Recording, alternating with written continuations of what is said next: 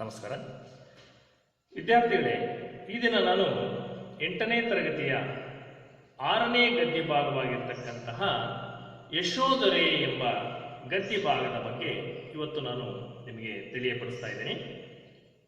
ವಿದ್ಯಾರ್ಥಿಗಳೇ, ಈ ಯಶೋಧರೆ ಎನ್ನುವ ಈ ಗದ್ಯ ಭಾಗ ಇದನ್ನು ಬರೆದಂತಹ ಲೇಖಕರಾಗಿರ್ತಕ್ಕಂಥವರು ಮಾಸ್ತಿ, ಕನ್ನಡದ ಆಸ್ತಿ ಎಂಬ ಹೆಸರನ್ನ ಗಳಿಸಿರ್ತಕ್ಕಂತಹ ಮಾಸ್ತಿ ವೆಂಕಟೇಶ ಅಯ್ಯಂಗಾರ್ ಇವರು ಬರೆದಿರ್ತಕ್ಕಂತಹ ಈ ಒಂದು ಗದ್ಯ ಭಾಗ.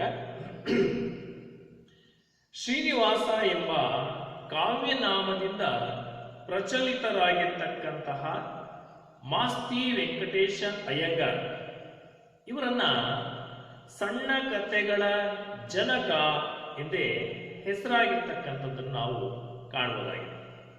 ಕನ್ನಡ ಸಾಹಿತ್ಯ ಲೋಕದಲ್ಲಿ ಇವರನ್ನ ಸಣ್ಣ ಕಥೆಗಳ ಜನಕ ಅಂತಂದೇಳಿ ಕರೀತಾ ಇದ್ರು. ಖ್ಯಾತಿಯನ್ನು ಕೂಡ ಪಡೆದಿದ್ರು. ಅಂದ್ರೆ ಸಣ್ಣ ಕಥೆಗಳನ್ನ ಕನ್ನಡ ಸಾಹಿತ್ಯ ಲೋಕಕ್ಕೆ ಅಪಾರವಾದಂತಹ ಸಣ್ಣ ಕಥೆಗಳನ್ನ ಕೊಟ್ಟಂತಹ ಮಹಾನ್ ಸಾಹಿತಿ, ಲೇಖಕರು, ಕವಿಗಳು ಆದಂತಹ ಮಾಸ್ತಿ ಕನ್ನಡಕ್ಕೆ ದೊಡ್ಡದಾಗಿರ್ತಕ್ಕಂಥ ಆಸ್ತಿ. ಇವರು ಕೋಲಾರ ಜಿಲ್ಲೆಯ ಮಾಲೂರು ತಾಲೂಕಿನಲ್ಲಿ ಮಾಸ್ತಿ ಎಂಬ ಗ್ರಾಮದಲ್ಲಿ 6 ಜೂನ್ 1891ರಲ್ಲಿ ಜನಿಸ್ತಾರೆ. ಅಂದ್ರೆ ಇವರ ಕಾಲ 6 ಜೂನ್ 1891ರಲ್ಲಿ ಜನಿಸ್ತಾರೆ. ಇವರ ಸ್ಥಳ ಕೋಲಾರ ಜಿಲ್ಲೆಯ ಮಾಲೂರು ತಾಲೂಕಿನ ಮಾಸ್ತಿ ಎಂಬ ಗ್ರಾಮ. ಕೋಲಾರ ಜಿಲ್ಲೆ ಮಾಲೂರು ತಾಲೂಕು, ಮಾಲೂರು ತಾಲೂಕು ಮಾಸ್ತಿ ಇವರ ಗ್ರಾಮ. ಮಾಸ್ತಿ ಎಂತಕ್ಕಂಥ ಗ್ರಾಮದಲ್ಲಿ 1891 ಜೂನ್ 6ರಂದು ಈ ವೆಂಕಟೇಶ ಅಯ್ಯಂಗಾರ್ ಅವರು ಜನಿಸ್ತಾರೆ. ಸ್ಥಳ ಕೋಲಾರ ಜಿಲ್ಲೆ ಮಾಲೂರು ತಾಲೂಕು ಮಾಸ್ತಿ ಎನ್ನುವ ಗ್ರಾಮದಲ್ಲಿ.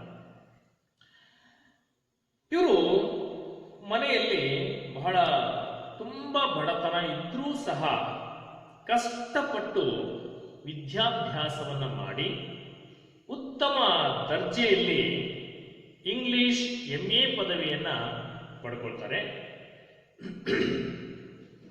ನಂತರ ಮೈಸೂರು ಸಿವಿಲ್ ಸರ್ವಿಸ್ ಪರೀಕ್ಷೆಯಲ್ಲಿ ಮೊದಲ ಸ್ಥಾನವನ್ನ ಪಡೆದು ಅಸಿಸ್ಟೆಂಟ್ ಕಮಿಷನರ್ ಆಗಿ ರಾಜ್ಯದ ವಿವಿಧ ಕಡೆ ಕರ್ತವ್ಯವನ್ನ ನಿರ್ವಹಿಸಿ ಕೊನೆಗೆ ನಿವೃತ್ತರಾದಂತಹ ಮಹಾನ್ ಲೇಖಕರು, ಸಾಹಿತಿಗಳು, ಉತ್ತಮ ಅಧಿಕಾರಿಗಳು ಆದಂತಹ ಮಾಸ್ತಿ ವೆಂಕಟೇಶ್ ಅಯ್ಯಂಗಾರ್ ಇವರು ಕನ್ನಡ ಸಾರಸ್ವತ ಲೋಕಕ್ಕೆ ಒಬ್ಬ ಉನ್ನತವಾದಂತಹ ಸ್ಥಾನವನ್ನ ಗಳಿಸಿಕೊಟ್ಟಂತಹ ಒಬ್ಬ ಸಾಹಿತಿ ಕೂಡ ಆಗಿದ್ದರು. ಇವರು ಹಲವಾರು ಕಾವ್ಯಗಳನ್ನ ರಚನೆ ಮಾಡಿದ್ದಾರೆ, ನಾಟಕಗಳನ್ನ ರಚಿಸಿದ್ದಾರೆ, ವಿಮರ್ಶಾ ಕಾದಂಬರಿಗಳನ್ನು ಕೂಡ ಬರೆದಿದ್ದಾರೆ. ಹೀಗೆ ಕನ್ನಡ ಸಾಹಿತ್ಯ ಪ್ರಪಂಚಕ್ಕೆ, ಕನ್ನಡ ಸಾಹಿತ್ಯ ಲೋಕಕ್ಕೆ ವಿವಿಧ ಪ್ರಕಾರಗಳಲ್ಲಿ ಕೃತಿಗಳನ್ನ ರಚಿಸಿದ್ದಾರೆ. ಇವರ ಸಣ್ಣ ಕಥೆಗಳು ಒಟ್ಟು 13 ಸಂಪುಟಗಳಲ್ಲಿ ಪ್ರಕಟವಾಗಿರ್ತಕ್ಕಂಥದ್ದನ್ನು ನಾವು ಕಾಣಬಹುದಾಗಿದೆ. ವಿದ್ಯಾರ್ಥಿಗಳೇ, ಇವರು ಬರೆದಿರ್ತಕ್ಕಂತಹ ಕೃತಿಗಳಲ್ಲಿ ಪ್ರಮುಖವಾಗಿರ್ತಕ್ಕಂಥವು ಅಂತಂದ್ರೆ ಗೌತಮಿ ಹೇಳಿದ ಕತೆ ಕೃತಿಗಳು. ಗೌತಮಿ ಹೇಳಿದಂತಹ ಕತೆ, ಗೌತಮಿ ಹೇಳಿದ ಕತೆ, ಗೌತಮಿ ಹೇಳಿದ ಕತೆ, ಸಾರಿಪುತ್ರನ ಕೊನೆಯ ದಿನಗಳು, ಕುಚೇಲನ ಭಾಗ್ಯ,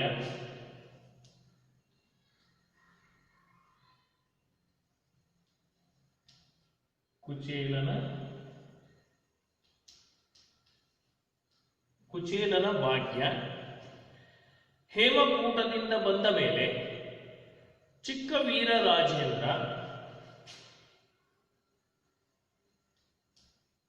ಚಿಕ್ಕ ವೀರ ರಾಜೇಂದ್ರ,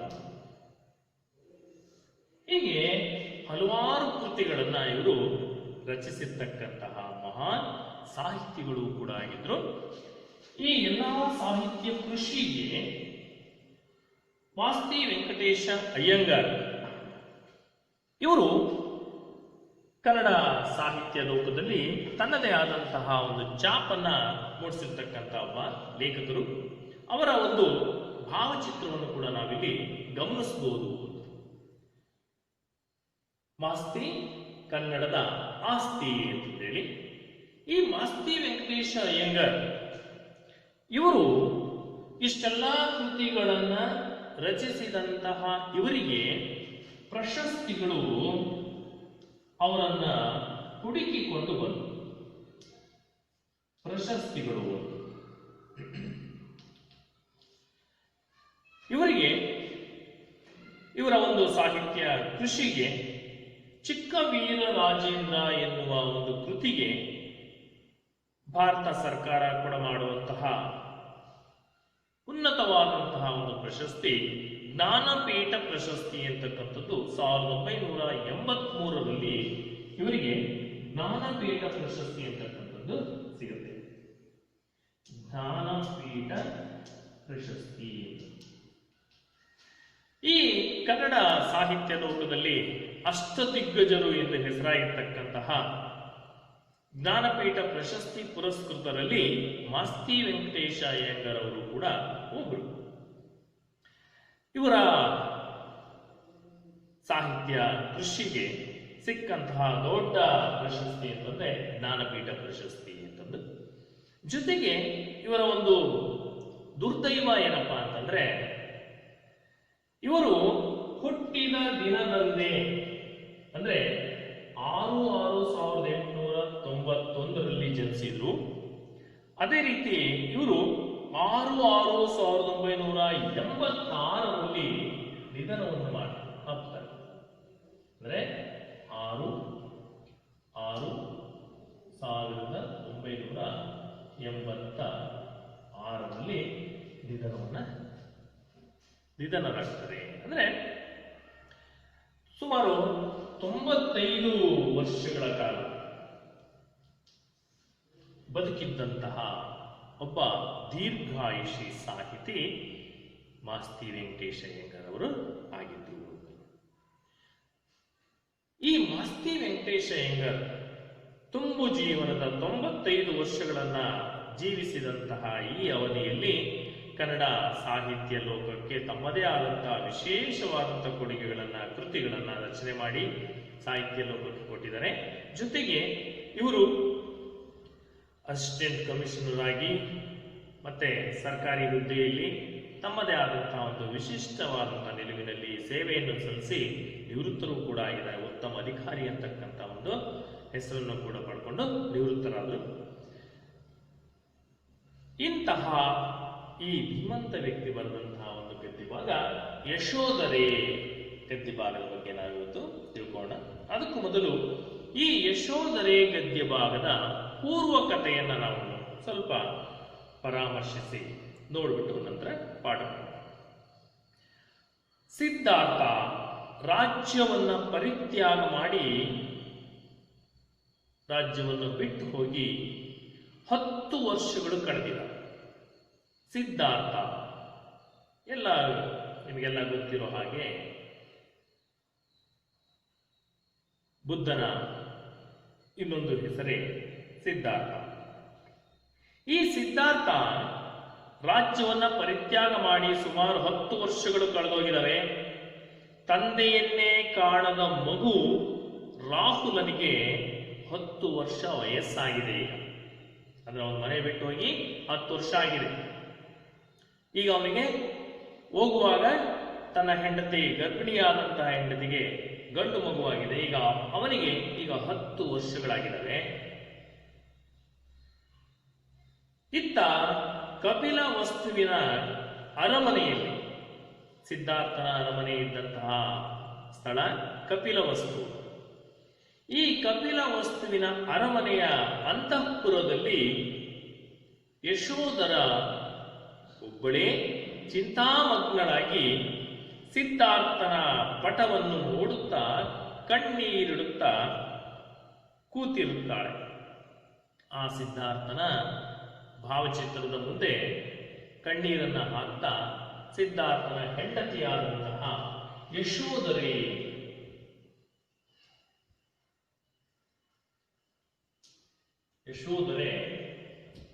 ಕಣ್ಣೀರಿಡ್ತಾ ಕೂತಿದ್ದಾಳೆ. ಆ ದುಃಖದಲ್ಲಿ ಇರ್ತಕ್ಕಂತಹ ಯಶೋಧರೆಗೆ ದುಃಖಿಸಲು ಕಾರಣವನ್ನು ಆಕೆಯ ಸಖಿ ಅಂಬಿಕೆ ಕೇಳಲಾಗಿ, ತನ್ನ ಮಹಾರಾಣಿ ಯಾಕೋ ದುಃಖದಿಂದ ಇದ್ದಾಳೆ ಅಂತೇಳಿ ಆ ರಾಣಿಯ ಸೇವಕಿಯಾದಂತಹ, ಯಶೋಧರೆಯ ಸೇವಕಿಯಾದಂತಹ ಒಬ್ಬ ಸಖಿ, ಅಂಬಿಕೆ ಅಂತಕ್ಕಂಥ ಸಖಿ ಅವಳನ್ನ ಕೇಳ್ತಾಳೆ, ಈ ದುಃಖಕ್ಕೆ ಕಾರಣ ಏನು ಮಹಾರಾಣಿ ಅಂತಂದು. ಆಗ ಅದಕ್ಕೆ ಅವಳು ಕೊಡ್ತಕ್ಕಂಥ ಉತ್ತರ ಹೀಗಿದೆ: ರಾತ್ರಿ ಅಮಂಗಳವನ್ನು ಸೂಚಿಸುವ ಕನಸೊಂದನ್ನು ಕಂಡೆನೆಂದು ಹೇಳುತ್ತಾ ಹೋಗ್ತಾಳೆ. ರಾತ್ರಿ ಮಲಗಿದ್ದಂತಹ ಸಂದರ್ಭದಲ್ಲಿ ಅಮಂಗಳವನ್ನ ಸೂಚಿಸುವಂತಹ ಒಂದು ಕನಸನ್ನ ಕಂಡೆ. ಅಮಂಗಳವನ್ನ ಸೂಚಿಸ್ತಕ್ಕಂಥ ಒಂದು ಕನಸು. ಹಾಗಾಗಿ ನನ್ನ ಮನಸ್ಸು ತಳಮಳ ಆಗ್ತಾ ಇದೆ. ಅದನ್ನ ಹೇಗಾದ್ರೂ ಮಾಡಿ ನಾನು ಆ ಕಂಡಂತಹ ಕನಸು ನಿಜ ಆಗೋದಕ್ಕೆ ಅವಕಾಶ ಮಾಡಿಕೊಡಬಾರದು ಅನ್ನೋ ದೃಷ್ಟಿಯಲ್ಲಿ ನಾನು ಯೋಚನೆ ಮಾಡ್ತಾ ಇದ್ದೀನಿ ಅಂತೇಳಿ ಸಖಿಯಾದಂಥ ಅಂಬಿಕೆಗೆ ಹೇಳ್ತಾರೆ. 10 ವರ್ಷಗಳ ಹಿಂದೆ ಇಂತಹ ಕನಸೊಂದನ್ನ ಕಂಡು ಎಚ್ಚರವಾಗಿ ನೋಡಿದರೆ ನನ್ನ ಮನದನ್ನ ಇರದೆ ರಾಜ್ಯ ತೊರೆದು ಹೋಗಿದ್ದ. 10 ವರ್ಷದ ಹಿಂದೆ ಕೂಡ ಇದೇ ರೀತಿಯ ಕನಸನ್ನ ನಾನು ಕಂಡಿದ್ದೆ. ಆದರೆ ನಾನು ಕಣ್ಣು ಬಿಟ್ಟು ನೋಡಿದಾಗ ನನ್ನ ಮನದನ್ನ, ಅಂದರೆ ನನ್ನ ಗಂಡ ಯಜಮಾನ ಮನೆಯನ್ನು ಬಿಟ್ಟು ತೊರೆದು ಹೊರಟು ಹೋಗಿದ್ದ. ಈಗ ಅಂತಹದೇ ಒಂದು ಕನಸು ನನಗೆ ರಾತ್ರಿ ನಾನು ಕಂಡಿದ್ದೇನೆ. ಇಂದು ಕನಸಿನಿಂದ ಎಚ್ಚೆತ್ತು ನೋಡಿದರೆ ಮಗ ಇದ್ದಾನೆ. ಅವತ್ತು ಕನಸಿನಿಂದ ಎಚ್ಚೆತ್ತು ನೋಡಿದಾಗ ಗಂಡ ಮನೆ ಬಿಟ್ಟು ಮನೆಯನ್ನ ತೊರೆದು ಹೊರಟು ಹೋಗಿದ್ದ. ಆದರೆ ಇವತ್ತು ಕನಸಿನಿಂದ ಎಚ್ಚರಗೊಂಡಾಗ ಪಕ್ಕದಲ್ಲಿ ಮಗ ಇದ್ದಾನೆ. ಆದರೆ ಎಲ್ಲಿ ನನ್ನನ್ನು ತೊರೆದು ಹೋಗುತ್ತಾನೋ ಎನ್ನುವ ಚಿಂತೆಯಲ್ಲಿ ವ್ಯಾಕುಲತೆಗೆ ಒಳಗಾಗಿರುವುದಾಗಿ ಯಶೋಧರೆ ತನ್ನ ಸಖಿಗೆ ತಿಳಿಸ್ತಾಳೆ, ಅಂಬಿಕೆಗೆ ತಿಳಿಸ್ತಾಳೆ. ಎಲ್ಲಿ ನನ್ನನ್ನು ಬಿಟ್ಟು ನನ್ನ ಮಗನೂ ಹೊರಟೋಗ್ತಾನೋ ಅನ್ನುವ ಒಂದು ವ್ಯಾಕುಲತೆ, ಒಂದು ಗೊಂದಲಕ್ಕೆ ಒಳಗಾಗಿದ್ದಾಳೆ. ಜೊತೆಗೆ ಮಗನ ಅಗಲುವಿಕೆಯನ್ನ ಕನಸಿನಲ್ಲಿಯೂ ನೆನೆಸಿಕೊಳ್ಳಲಾರದಂತಹ ಈ ಯಶೋಧರೆ ಈಗ ಅಂತಹ ಕೆಟ್ಟ ಕನಸನ್ನ ಕಂಡು ಒಂದು ರೀತಿ ಗಲಿಬಿಲಿಯಾಗಿದ್ದಾಳೆ. ಅಭ್ಯಾಸಕ್ಕೆ ಹೋಗಿದ್ದ ರಾಹುಲ ಬಂದು, ಅಮ್ಮ ಎಲ್ಲೋ ಅಭ್ಯಾಸ ಮಾಡೋದಕ್ಕೆ ಹೋದಂಥವನು ರಾಹುಲ 10 ವರ್ಷದ ಮಗ ಬಂದಿದ್ದಾನೆ. ತಾಯಿಯನ್ನ ನೋಡಿದ್ದಾನೆ. ಅಮ್ಮ, ತಂದೆಯನ್ನು ನಾನು ನೋಡಿಯೇ ಇಲ್ಲ, ಆತನನ್ನು ಕರೆತರಲು ನಾನು ಹೋಗುವುದಾಗಿ ತಿಳಿಸುತ್ತಾ ಇದಕ್ಕೆ ತಾತನ ಅನುಮತಿ ಪಡೆದಿರುವುದಾಗಿ ತಿಳಿಸುತ್ತಾನೆ. ನಾನು ತಂದೆಯನ್ನ ಇದುವರೆಗೂ ನೋಡೇ ಇಲ್ಲ, ಆದರೆ ಈಗ ನಾನು ತಂದೆಯನ್ನ ಕರ್ಕೊಂಡು ಬರೋದಕ್ಕೆ ಹೊರಡ್ತಾ ಇದ್ದೀನಿ. ಇದಕ್ಕೆ ತಾತನಿಂದ ಅನುಮತಿಯೂ ಕೂಡ ಸಿಕ್ಕಿದೆ ಅಂತಂದೇಳಿ ತನ್ನ ಮನದ ಇಂಗಿತವನ್ನ ರಾಹುಲ ತಾಯಿ ಯಶೋಧರೆಗೆ ತಿಳಿಸ್ತಾನೆ. ಆಗ ಇದರಿಂದ ಇನ್ನೂ ಆತಂಕಗೊಂಡಂತಹ ಯಶೋಧರೆ, ಅವಳ ದುಃಖ ಇನ್ನೂ ಹೆಚ್ಚಾಯಿತು. ಆತಂಕಗೊಂಡಂತಹ ಯಶೋಧರೆ ಏನ್ ಮಾಡ್ತಾಳೆ, ರಾಜನನ್ನು ಕರೆಯಲು ಸಖಿ ಅಂಬಿಕೆಯನ್ನು ಕಳಿಸುತ್ತಾಳೆ. ರಾಜನನ್ನ ಕರ್ಕೊಂಡು ಬಾ, ಮಹಾರಾಜನನ್ನ ಕರ್ಕೊಂಡು ಬಾ ಅಂತೇಳಿ ಅಂಬಿಕೆಗೆ ತಿಳಿಸ್ತಾಳೆ. ರಾಜ ಬಹಳ ಆತುರಾತುರವಾಗಿ ಅಂತಃಪುರಕ್ಕೆ ಅಂಬಿಕೆಯೊಂದಿಗೆ ಅಲ್ಲಿಗೆ ಆಗಮಿಸ್ತಾನೆ. ಆಗ ಮುಂದೆ ಏನ್ ನಡೀತು ಅನ್ನುವ ಸಂಭಾಷಣೆನೇ ಈ ಗದ್ಯ ಭಾಗದಲ್ಲಿ ಇರ್ತಕ್ಕಂಥ ಒಂದು ಅಂಶ. ಅದನ್ನ ನೋಡೋಣ. ಈಗ ಈ ಗದ್ಯ ಭಾಗದಲ್ಲಿ ಬರ್ತಕ್ಕಂತಹ ಕೆಲವೊಂದು ಕಠಿಣ ಶಬ್ದಗಳನ್ನ ನಾವಿವತ್ತು ನೋಡೋಣ. ಅಣ್ಮ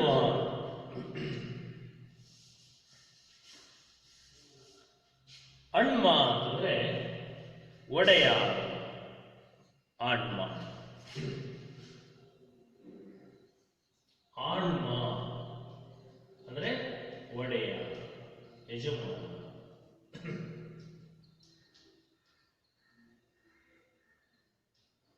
ಆಣ್ಮ ಒಡೆಯ, ಯಜಮಾನ ಅಥವಾ ಸ್ವಾಮಿ. ಆಶಿಸು ಅಂದ್ರೆ ಬಯಸ್ತಕ್ಕಂಥದ್ದು. ಉದ್ಗಾತ್ರ ಅಂದ್ರೆ ಋತ್ವಿಜ, ಯಜ್ಞದಲ್ಲಿ ಸಾಮಗಾನವನ್ನ ಹಾಡುವವನು ಅಂತ. ಉದ್ಗಾತೃ ಋತ್ವಿಜ, ದ್ವಿಜ ಅಂದ್ರೆ ಬ್ರಾಹ್ಮಣ ಅಂತ. ಈ ಯಜ್ಞಗಳನ್ನು ಮಾಡುವಾಗ ಆ ಸಾಮಗಾನವನ್ನ ಹಾಡ್ತಕ್ಕಂಥವನಿಗೆ ಉದ್ಗಾತೃ ಅಂತಂದೇಳಿ ಕರೀತಾರೆ. ಏನಿತು ಅಂದ್ರೆ ಎಷ್ಟು ಅಂತ. ಎಸಗಲಿ ಅಂದ್ರೆ ಆಶೀರ್ವದಿಸಲಿ, ಎಷ್ಟು ಎಸಗಲಿ ಎಷ್ಟು ಆಶೀರ್ವಾದ ಮಾಡಲಿ. ಕವಿಯುವುದು ಅಂದ್ರೆ ಆವರಿಸ್ತಕ್ಕಂಥದ್ದು, ಮುತ್ಕೊಳ್ತಕ್ಕಂಥದ್ದು. ಕಾನನ ಅಂದ್ರೆ ಕಾಡು, ಅರಣ್ಯ, ವನ. ಚೇತನ ಅಂದ್ರೆ ಶಕ್ತಿ. ತರಗು, ತರಗು ಅಂದ್ರೆ ಕುಂದುವಿಕೆ, ಕುಗ್ಗೋದು ಅಂತ. ಇರುಳು ರಾತ್ರಿ ತುಡುಕಿ ಕಸಿದು. ಇರುಳು ಅಂದ್ರೆ ರಾತ್ರಿ ಅಂದ್ರೆ ಕತ್ತಲಾಗಿರ್ತಕ್ಕಂಥದ್ದು ಇರುಳು ಅಂತ. ತುಡುಕಿ ತುಡುಕಿ ಅಂದ್ರೆ ಕಸಿದುಕೊಂಡು ಹೋಗ್ತಕ್ಕಂಥದ್ದು ಅಥವಾ ಕಿತ್ಕೊಂಡು ಹೋಗ್ತಕ್ಕಂಥದ್ದು, ಕಿತ್ಕೊಳ್ತಕ್ಕಂಥದ್ದು. ತೊಳಲು, ತೊಳಲಾಡೋದು ಅಂದ್ರೆ ಚಿಂತೆ ಮಾಡ್ತಕ್ಕಂಥದ್ದು, ಶ್ರಮ ಪಡ್ತಕ್ಕಂಥದ್ದು. ಪರಿಪಾಲಿಸುವುದು ಅಥವಾ ರಕ್ಷಣೆ ಮಾಡ್ತಕ್ಕಂಥದ್ದು, ಪಾಲನೆ ಮಾಡ್ತಕ್ಕಂಥದ್ದು ಅಂತಲೇ ಅರ್ಥವನ್ನ ಕೊಡುತ್ತೆ. ಶ್ರಮ ಪಡ್ತಕ್ಕಂಥದ್ದು. ಪರಿಪಾಲಿಸು ಅಂದ್ರೆ ರಕ್ಷಣೆ ಮಾಡ್ತಕ್ಕಂಥದ್ದು, ಪಾಲನೆ ಮಾಡ್ತಕ್ಕಂಥದ್ದು. ಬೇಹುಗಾರಿಕೆ, ಬೇಹು ಅಂದ್ರೆ ಗುಪ್ತಚಾರ. ಬೇಹುಗಾರಿಕೆ ಅಂದ್ರೆ ಗುಪ್ತಾಚಾರವನ್ನ ಮಾಡ್ತಕ್ಕಂಥವನಿಗೆ ಬೇಹುಗಾರ. ಇಲ್ಲಿ ಬೇಹು ಅಂದ್ರೆ ಗುಪ್ತಾಚಾರ, ಗುಪ್ತವಾಗಿ ಸಮಾಚಾರವನ್ನ ತರ್ತಕ್ಕಂಥವನಿಗೆ ಬೇಹುಗಾರಿಕೆ ಮಾಡ್ತಕ್ಕಂಥದ್ದು ಬೇಹು, ಗುಪ್ತಚಾರ. ಮಂಕು ಅಂದ್ರೆ ಭ್ರಾಂತಿ, ಭ್ರಾಂತಿ. ವಿನೋದ, ಮಂಕು ಅಂದ್ರೆ ಭ್ರಾಂತಿ, ಮಂಕು. ಮಂಕು ಅಂದ್ರೆ ಭ್ರಾಂತಿ, ಮಂಕು ಭ್ರಾಂತಿ.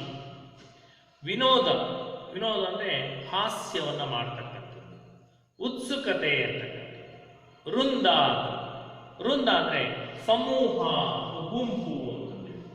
ವೃಂದ ಅಂದ್ರೆ ಸಮೂಹ ಅಥವಾ ಗುಂಪು ಅಂತಂದೇಳಿ. ಸಂದೇಹ, ಸಂದೇಹ ಅಂತಂದ್ರೆ ಅನುಮಾನ. ಅನುಮಾನ ಪೆದ್ದ ರೋಗಂ ಅಂತ ಒಂದು ತೆಲುಗಿನ ಒಂದು ಮಾತಿದೆ. ಅನುಮಾನ ಅಂತಕ್ಕಂಥದ್ದು ದೊಡ್ಡ ರೋಗಕ್ಕೆ ಸಮಾನ. ಅನುಮಾನ ಅಂದ್ರೆ ಸಂದೇಹ, ಅನುಮಾನ ಪಡ್ತಕ್ಕಂಥ. ಸತಿ, ಸತಿ ಅಂದ್ರೆ ಹೆಂಡತಿ. ಸಲಹು, ಸಲಹೋದು ಅಂತಂದ್ರೆ ಕಾಪಾಡ್ತಕ್ಕಂಥದ್ದು. ಸಲಹು ಕಾಪಾಡು. ಸುತೆ, ಸುತೆ ಅಂದ್ರೆ ಮಗಳಿಗೆ ಸುತೆ ಅಂತಂದೇಳಿ ಕರೀತಾರೆ. ಸುತ ಅಂದ್ರೆ ಮಗನು, ಮಗ. ಸುತೆ ಮಗಳು. ಹವನ, ಹವನ ಅಂದ್ರೆ ಹೋಮ ಮಾಡ್ತಕ್ಕಂಥದ್ದು, ಯಜ್ಞ ಮಾಡುವಾಗ ಯಜ್ಞಕ್ಕೆ ಹವನ ಅಂತಕ್ಕಂಥದ್ದು. ಹಸುಳೆ, ಹಸುಳೆ ಅಂತಂದ್ರೆ ಮಗು, ಚಿಕ್ಕ ಮಗುವಿಗೆ ಹಸುಳೆ ಅಂತಂದೇಳಿ ಕರೀತಾರೆ. ಹಸುಳೆ ಮಗು ಅಂತಂದೇಳಿ. ಬನ್ನಿ ಪಾಠಕ್ಕೆ ಹೋಗೋಣ. ಯಶೋಧರೆ ಎನ್ನುವ ಈ ಒಂದು ಪಾಠವನ್ನು ನಾವಿವತ್ತು ನೋಡೋಣ. ಪ್ರವೇಶ. ಕನ್ನಡ ಸಾಹಿತ್ಯ ಪ್ರಕಾರಗಳಲ್ಲಿ ನಾಟಕವೂ ಒಂದು. ಕಾವ್ಯಗಳಲ್ಲಿ ನಾಟಕ ಮನೋಹರವಾದದ್ದು. ನಾಟಕದಲ್ಲಿ ಪಾತ್ರಗಳ ಒಂದು ಅಭಿನಯ, ದೃಶ್ಯಾವಳಿಗಳು, ಸಂಭಾಷಣೆ, ಸಂಗೀತ ಮೊದಲಾದವು ನೋಡುಗರ ಮನಸ್ಸನ್ನ ಸೂರೆಗೊಳ್ಳುತ್ತವೆ. ನಾಟಕ ಅಂತಂದ್ರೆ ಈಗ ಸಿನಿಮಾದಲ್ಲಿ ಯಾವ್ಯಾವುದೋ ಒಂದು ಟೆಕ್ನಾಲಜಿ ಉಪಯೋಗಿಸ್ಕೊಂಡು ಏನೇನೋ ಎಲ್ಲೇನೋ ತಂದು ಪರದೆ ಮೇಲೆ ತೋರಿಸ್ತಾರೆ. ಆದರೆ ನಾಟಕದಲ್ಲಿ ಹಾಗಲ್ಲ. ಎಲ್ಲವೂ ದೃಕ್ಶ್ರಾವ್ಯ ಅಂದ್ರೆ ಕಣ್ಣಿಗೆ ಕಾಣುತ್ತೆ, ಕಿವಿಗೆ ಕೇಳುತ್ತೆ. ಅಲ್ಲಿ ಎಲ್ಲವೂ ನೇರವಾದಂತಹ ಚಟುವಟಿಕೆಗಳನ್ನು ನಾವಲ್ಲಿ ಕಾಣ್ತೀವಿ. ಅಭಿನಯ ಅಂತಕ್ಕಂಥದ್ದನ್ನು ನಾವು ನೇರವಾಗಿ ನೋಡ್ತೀವಲ್ಲ ನಾಟಕದಲ್ಲಿ. ಹಾಗಾಗಿ ಕಾವ್ಯಗಳಲ್ಲಿ ನಾಟಕ ಬಹಳ ಮನೋಹರವಾದಂತಹ ಒಂದು ಅಂಶ ಅಂತ ನಾವಿಲ್ಲಿ ತಿಳ್ಕೊಬಹುದು. ನಾಟಕಗಳಲ್ಲಿ ಕಾವ್ಯಗಳಲ್ಲಿ ನಾಟಕವೇ ಬಹಳ ಸುಂದರವಾಗಿರ್ತಕ್ಕಂಥದ್ದು. ಅಲ್ಲಿ ನಾವು ಪಾತ್ರಗಳ ಒಂದು ಅಭಿನಯವನ್ನು ಕಾಣಬಹುದು, ದೃಶ್ಯಾವಳಿಗಳನ್ನು ನೇರವಾಗಿ ನೋಡಬಹುದು, ಸಂಭಾಷಣೆಯನ್ನ ನೇರವಾಗಿ ನಮ್ಮ ಕಿವಿಯ ಮೂಲಕ ಕೇಳಬಹುದು. ಜೊತೆಗೆ ಸಂಗೀತ, ನಾಟಕದಲ್ಲಿ ಬಹಳ ಪ್ರಮುಖವಾಗಿರ್ತಕ್ಕಂಥದ್ದು ಸಂಗೀತ, ಸಂಭಾಷಣೆ, ಅಭಿನಯ ಇವೆಲ್ಲವನ್ನೂ ಸಹ ನೇರವಾಗಿ ನಾವು ಕಾಣಬಹುದಾಗಿದೆ. ಇಂತಹ ಒಂದು ಎಲ್ಲವ ಅಂಶಗಳನ್ನು ನಾವು ನಾಟಕದಲ್ಲಿ ನೋಡುಗರ ಮನಸ್ಸನ್ನ ಸೂರೆಗೊಳ್ಳುತ್ತವೆ. ನೋಡ್ತಾ ಇದ್ದಂಥ ಆ ನೋಡುಗರಿಗೆ, ವೀಕ್ಷಕನಿಗೆ ಅವರ ಮನಸ್ಸನ್ನ ಸೂರೆಗೊಳ್ತಕ್ಕಂತಹ ಒಂದು ಅಂಶಗಳಾಗಿರ್ತಕ್ಕಂಥವು ಈ ನಾಟಕದಲ್ಲಿ ಸಿಗ್ತವೆ. ಇತಿಹಾಸದಲ್ಲಿ ಬರುವಂತಹ ಮಹಾಪುರುಷರು, ಯುಗ ಪ್ರವರ್ತಕರು ಮೊದಲಾದವರ ಪರಿಚಯವನ್ನು ಹಾಗೂ ಅಂದಿನ ಒಂದು ಸಾಮಾಜಿಕ ವ್ಯವಸ್ಥೆಗಳ ಪ್ರತಿಬಿಂಬವಾಗಿ ಮೂಡಿ ಬಂದವುಗಳೇ ಐತಿಹಾಸಿಕ ನಾಟಕಗಳಾಗಿದ್ದಾವೆ. ಈ ಒಂದು ನಿಟ್ಟಿನಲ್ಲಿ ಕಪಿಲ ವಸ್ತುವಿನ ರಾಜಕುಮಾರನಾಗಿರ್ತಕ್ಕಂತಹ ಸಿದ್ಧಾರ್ಥ ಬುದ್ಧನಾಗ ಬಯಸಿ ರಾತ್ರೋರಾತ್ರಿ ಯಾರಿಗೂ ತಿಳಿಸದೆ ರಾಜ್ಯವನ್ನ ಪರಿತ್ಯಾಗ ಮಾಡಿ ಹೊರಟೋಗ್ತಾನೆ. ನೀವು ಕೇಳಿರ್ಬೋದು, ಬುದ್ಧ ಅವನೊಬ್ಬನಿದ್ದ, ಜಗವೆಲ್ಲ ಮಲಗಿರಲು ತಾನೊಬ್ಬನಿದ್ದ ಅಂತಂದೇಳಿ. ಈ ಮಾತು ಎಷ್ಟೊಂದು ಸತ್ಯವಾಗಿದೆ. ಇಡೀ ಜಗತ್ತೇ ಅಂಧಕಾರದಲ್ಲಿ ಮುಳುಗಿ ಮಲಗೋಗಿದೆ.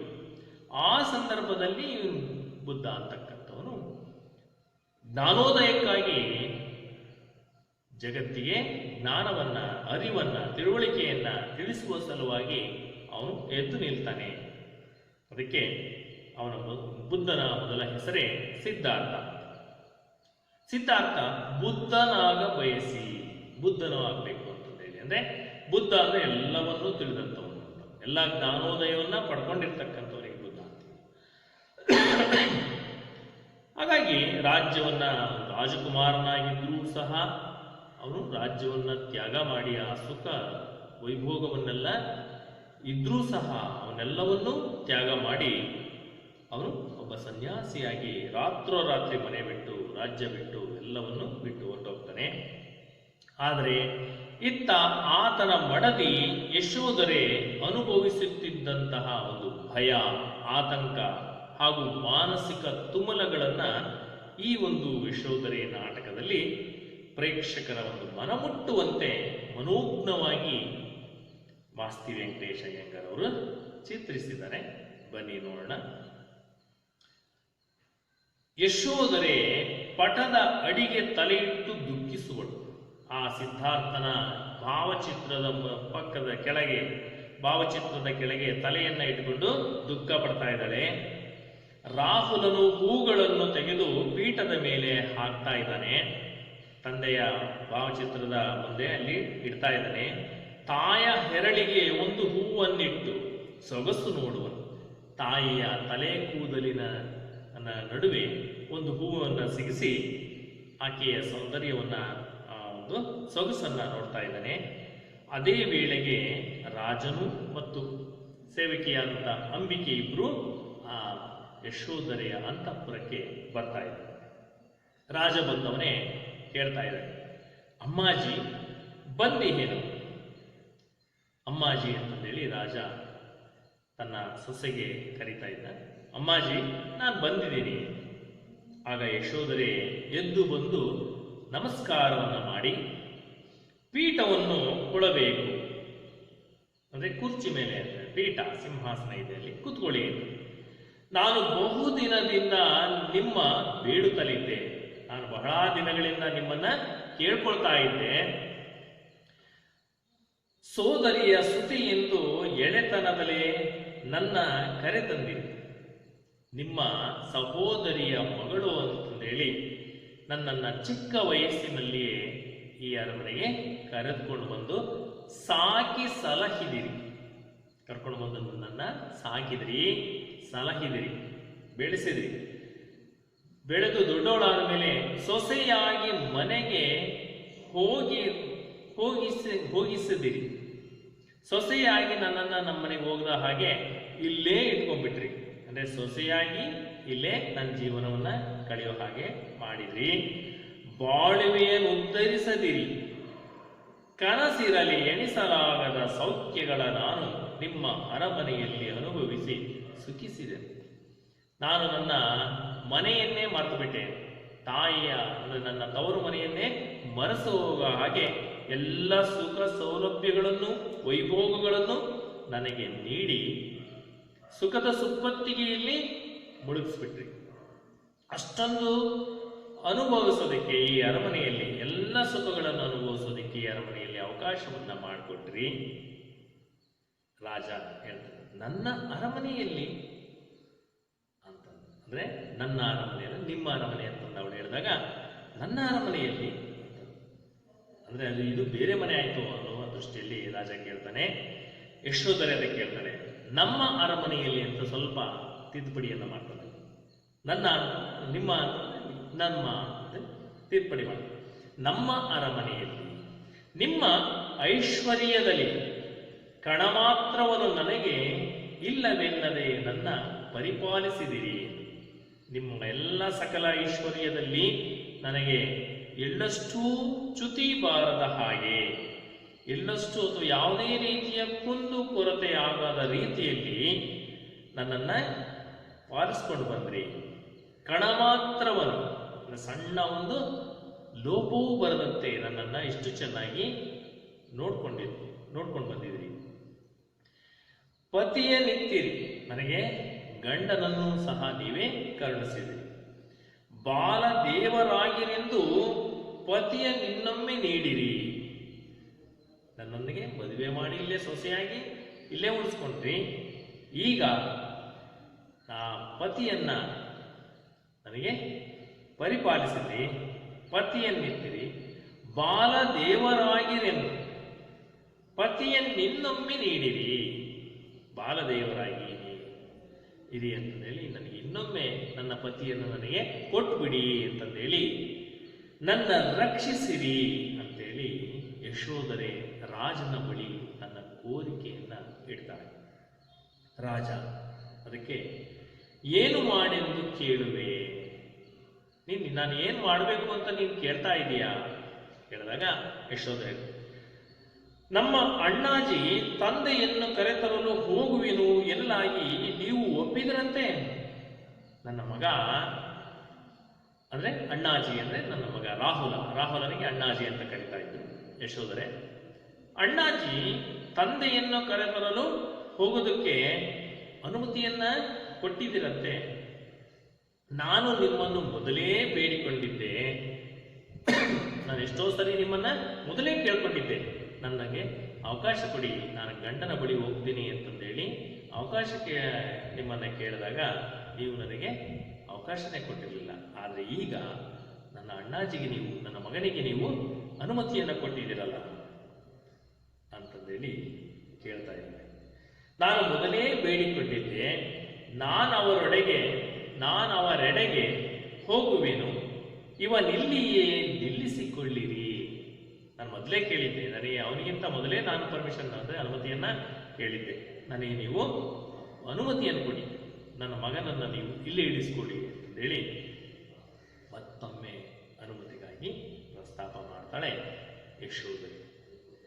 ಆಗ ರಾಜ ಹೇಳ್ತಾನೆ, ಅಮ್ಮಾಜಿ, ಬಾಲಕನು ತಂದೆಯನ್ನು ಕರೆತಿರುವೆನೆಂದೆನಲು ಕೇವಲ ವಿನೋದದಲ್ಲಿ ಆಗಬಹುದೆಂದೆನು. ಸಣ್ಣ ಮಗು ಅವನೇನೋ ಕೇಳ್ತಾನೆ ಅಂತಂದೇಳಿ ನಾನು ವಿನೋದಕ್ಕೋಸ್ಕರ, ಅವನು ಸಂತೋಷಕ್ಕೋಸ್ಕರ ಆಯ್ತು ಅಂತಂದು ಹೇಳಿದ್ದೆ. ಆದರೆ ವಿನೋದದಲ್ಲಿ ಆಗಬಹುದೆಂದೆನು. ನಮ್ಮ ಕುವರನು ಕರೆದು ತರಬೇಕು ಎನ್ನಲಾಗಿ ಓಹ ಬೇಹಿಲ್ಲವೇ ಎಳೆಯನನು ಒಳುಕುವರೆ. ನಮ್ಮ ಮಗನನ್ನ ಇವನು ಕರ್ಕೊಂಡು ಬರ್ತೀನಿ ಅಂತಂದು ಹೇಳಿದ ತಕ್ಷಣ ನಾನು ಕಳ್ಸ್ಕೊಡಕ್ಕಾಗುತ್ತಾ? ಏನೋ ವಿನೋದಕ್ಕೋಸ್ಕರ, ಸಂತೋಷಕ್ಕೋಸ್ಕರ, ಅವನಿಗೆ ನೆಮ್ಮದಿಗೋಸ್ಕರ ಹೇಳಿದೆ ನಾನು. ಆದರೆ ಇಷ್ಟು ಚಿಕ್ಕ ಮಗನನ್ನ, ನನ್ನ ಮಗನನ್ನ ಕರ್ಕೊಂಡು ಬರೋದಕ್ಕೆ ನಿನ್ನ ಮಗನನ್ನು ನಾನು ಕಳಿಸೋದಿಲ್ಲ, ಅದು ಉಂಟೆ. ಇಷ್ಟು ಚಿಕ್ಕ ಬಾಲಕನನ್ನ ಕಳುಹುವರೆ, ನಾನು ಸಾಧ್ಯನೇ, ಕಳಿಸೋದಕ್ಕಾಗುತ್ತಾ ಅಂತಂದೇಳಿ ಕೇಳ್ತಾನೆ. ಅದಕ್ಕೆ ರಾಹುಲ, ಮೊಮ್ಮಗನಾದಂತಹ ರಾಹುಲ ಹೇಳ್ತಾನೆ, ಏನು ತಾತ, ಮುನ್ನ ಹೋಗಬಹುದೆಂದವರು ಈಗ ಉಂಟೆ ಎಂದು ಹೇಳುವಿರಿ. ಬೆಳಿಗ್ಗೆ ನೀವು ಹೋಗಬಹುದು ಅಂತಂದೇಳಿ ಈಗ ಎಲ್ಲಾದ್ರೂ ಸಾಧ್ಯ ಅಂತಂದು ಹೇಳ್ತಾ ಇದ್ದೀರಲ್ಲ. ದೊಡ್ಡವರು ನನಗೊಂದು ಮಾತನಾಡುತ್ತಾ ತಾಯಿ ಕೇಳಿದರೆ ಬೇರೊಂದು ಮಾತಾ ಹೇಳುವಿರೋ? ನೀವು ನನಗೆ ಅನುಮತಿ ಕೊಟ್ರಿ, ನನಗೊಂದು ಮಾತಾಡಿದ್ರಿ, ಈಗ ತಾಯಿ ಕೇಳ್ತಾ ಇದ್ದಾಳೆ, ಈಗ ತಾಯಿಗೆ ಬೇರೊಂದು ಮಾತನ್ನ ಹೇಳ್ತಾ ಇದ್ದೀರಲ್ಲ. ನಾ ಹೋಗುವೆನು, ನಾನು ಹೋಗ್ತೀನಿ. ಅಮ್ಮ ಇಂದಳುತ್ತಲಿದ್ದರು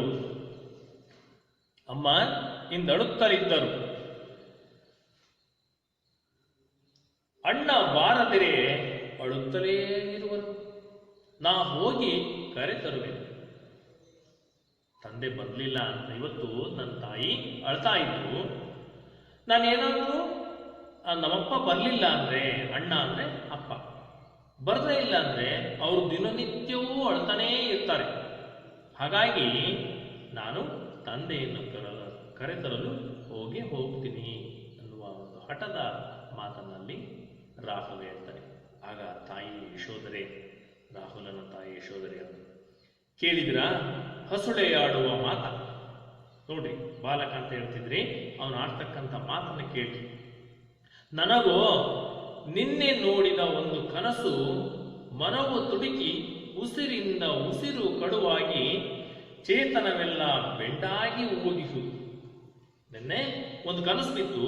ಆ ಕನಸಿನಲ್ಲಿ, ನಾನು ಕಂಡಂತ ಕನಸಿನಲ್ಲಿ ನನ್ನ ಚೇತನ, ನನ್ನ ಶಕ್ತಿಯೆಲ್ಲ ಬೆಂಡಾಗಿ ಹೋಗಿರುವುದು, ನನ್ನ ಶಕ್ತಿಯೇ ಕುಂದಾಗಿ ಹೋಗಿದೆ, ಒಣಗಿ ತರಗಾಗಿ ಒಣಗಿದ ಎಲೆಯಂತಾಗಿದೆ ನನ್ನ ಮನಸ್ಸು ಅಂತಂದು ತನ್ನ ದುಗುಡವನ್ನ ರಾಜನ ಬಳಿ ಹೇಳ್ಕೊಳ್ತಿದ್ದಾನೆ. ಅದಕ್ಕೆ ರಾಜ, ಹೌದು ಅಂಬಿಕೆ ಕನಸ ಮಾತ ಹೇಳಿದಳೆ ನನಗೆ, ನಿನ್ನ ಸೇವಕಿಯಾದಂಥ ಅಂಬಿಕೆ ನನಗೆ ಆ ಕನಸಿನ ಮಾತನ್ನ ಹೇಳಿದಳು. ನಿಜದಿಂದ ಬಂದಿರುವ ನೋವು ಸಾಕಾಗಿರಲು ಕನಸೊಂದು ಬೇರೆ ನಿನ್ನನ್ನು ಹಿಂಸೆ. ಆ ಯಶೋಧರೆಯ ಮಾತಿಗೆ ಮತ್ತೆ ಹೇಳ್ತಿದ್ದಾನೆ, ನಿನಗೆ ಇರುವಂತಹ ನೋವುಗಳೇ ಸಾಕಾಗಿಲ್ಲ, ಅದರ ಜೊತೆಯಲ್ಲಿ ಈ ಕನಸೊಂದು ಬೇರೆ ನಿನಗೆ ಬಿಟ್ಬಿಟ್ಟು ನಿನ್ನನ್ನ ಹಿಂಸೆ ಪಡಿಸ್ತಾ ಇದೆ. ಅದಕ್ಕೆ ಯಶೋಧರೆ ಹೇಳ್ತಾ ಇದ್ದಾಳೆ, ಇಂದು ಇರುಳಾಗುವುದು, ಇವತ್ತು ನನಗೆ ರಾತ್ರಿ ಆಗಿದೆ, ಇನ್ನೇನು ಮಾಡುವುದು? ಇವತ್ತಿನ ರಾತ್ರಿ ರಾತ್ರಿ ಆದ ತಕ್ಷಣ ಇನ್ನೇನು ಮಾಡಲಿ? ನಿದ್ದೆಯಲ್ಲಿ ಮುಳುಗಲಿನ್ನಾವ ಕನಸಿನ ಮೊಸಳೆ ಬಂದು ನನ್ನನ್ನು ಹಿಡಿಯುವುದು. ನಿದ್ರೆ ಮಾಡಿದ ತಕ್ಷಣ, ಕಣ್ಣು ಮುಚ್ಚಿದ ತಕ್ಷಣ ನಿದ್ರೆ ಎಂಬ ಕನಸಿನಲ್ಲಿ ಯಾವ ಮೊಸಳೆ ಬಂದು ನನ್ನನ್ನು ಹಿಡಿದು ಹಿಂಸೆ ಪಡುತ್ತೋ ಅಥವಾ ಹಿಂಸೆಯನ್ನು ಕೊಡುತ್ತೋ, ಇನ್ನೇನಿತು ತೊಳಲಬೇಕೋ, ಇನ್ನು ಯಾವ ರೀತಿ ನಾನು ಕಷ್ಟವನ್ನ ಅನುಭವಿಸ್ಬೇಕೋ ಎಂದು ಚೇತನಗಳೆಲ್ಲ ಭೀತಿಯಲ್ಲಿ ಕಲಕಿಹವೆನಗೆ. ನನ್ನ ಶಕ್ತಿಯೆಲ್ಲ ಭಯದಲ್ಲಿ ಕಲಸಿದವೆ, ಭಯವನ್ನು ಮುತ್ಕೊಂಡ್ಬಿಟ್ಟಿದ್ದಾವೆ. ಹಾಗಾಗಿ ನನ್ನನ್ನು ಉದ್ಧರಿಸಬೇಕು ಅಂತೇಳಿ ಮಂಡಿಯನ್ನ ಊರಿ ನಮಸ್ಕಾರವನ್ನ ಮಾಡ್ತಾ ಇದ್ದಾಳೆ ಯಶೋಧರೆ ತನ್ನ ರಾಜನಾದಂತಹ ರಾಜನಿಗೆ, ಮಾವನಾದಂತಹ ರಾಜನಿಗೆ ಆ ರೀತಿ ಒಂದು ವಿನಂತಿಯನ್ನ ಮಾಡ್ಕೊಳ್ತಾ ಇದ್ದಾಳೆ. ಏಳು ಅಮ್ಮಾಜಿ, ಎದ್ದೇಳು ಅಂತೇಳಿ, ನಿನ್ನ ದುಃಖವ ನಾನು ಕಾಣೆ, ನಿನಗಾಗಿರ್ತಕ್ಕಂಥ ದುಃಖ ನನಗೆ ಗೊತ್ತಾಗಿದೆ, ಎದ್ದೇಳು ಅಂತೇಳಿ ಭುಜವನ್ನು ಹಿಡಿದು ನಿಲ್ಲಿಸ್ತಾನೆ. ಆಗ ಯಶೋಧರ ಎದ್ದು ಕುಳಿತುಕೊಳ್ತಾಳೆ. ಸ್ವೀಕರಿಸಿದನು ಎಂದು ನೀ ಹೋಗಿ ಆತನನ್ನು ನೋಡುವುದು ಸರಿಯಪ್ಪುದೇ. ನಿನ್ನ ಮನವಿಯನ್ನು ನಾನು ಸ್ವೀಕರಿಸ್ತೇನೆ, ಆದರೆ ನೀನು ಹೋಗಿ ಅವನನ್ನು ನೋಡೋದು ಎಷ್ಟರ ಮಟ್ಟಿಗೆ ಸರಿ? ಹೋಗಿ ಕಳುಹಿಯೇನು? ನಾನು ಹೋಗ್ತೀನಿ ಅಂತೇಳಿ ಯಶೋಧರೆ ಕೇಳಿದಾಗ, ಹೋಗಿ ಕಳುಹಿಯೇನು, ಕೇಳುವೇನು, ನಾನು ಹೋಗಿ ನನ್ನ ಗಂಡನನ್ನೇ ಕೇಳ್ತೇನೆ, ನನಗೆ ನೀವು ಮಾಡಿದ ಸರಿನಾ ಅಂತಂದು ಹೇಳಿದಾಗ, ಸನ್ಯಾಸಿಯಾದವನು ಸತಿಯ ನೋಡುವ ಮಾತು ಸಂಪ್ರದಾಯಕ್ಕೆ ವಿರೋಧ ಅಲ್ವೇ? ಸನ್ಯಾಸಿಯಾದಂಥವನು ತನ್ನ ಹೆಂಡತಿ ಮುಖವನ್ನು ನೋಡೋದು ಇದು ಸಂಪ್ರದಾಯಕ್ಕೆ ವಿರೋಧವಾಗಿರ್ತಕ್ಕಂಥದ್ದು, ಆದ್ರಿಂದ ಇದು ಸರಿನೇ ಅಂತೇಳಿ ರಾಜ ಯಶೋಧರಿಗೆ ಮರು ಪ್ರಶ್ನೆಯನ್ನ ಹಾಕ್ತಾನೆ. ಆಗ ಅವಳು, ಪೂರ್ವದಲ್ಲಿ ಗಾರ್ಗಿ ಸನ್ಯಾಸದಲ್ಲಿ ತನ್ನ ಪತಿಯೊಡನೆ ಕಾನನಕ್ಕೆ ತೆರಳಿದಳು ಎಂದು ಕೇಳಿದ್ದೇನೆ.